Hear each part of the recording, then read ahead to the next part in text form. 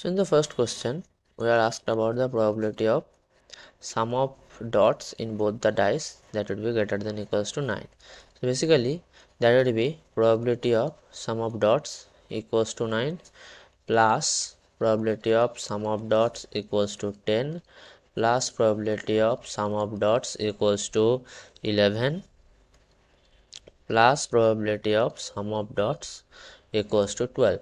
Now under this condition there are only 4 outcomes, that is 3, 6, 4, 5, 5, 4 and then 6, 3. So there is basically total 4 outcomes here, 4 observations here, and we have our n as 36. Okay, so the probability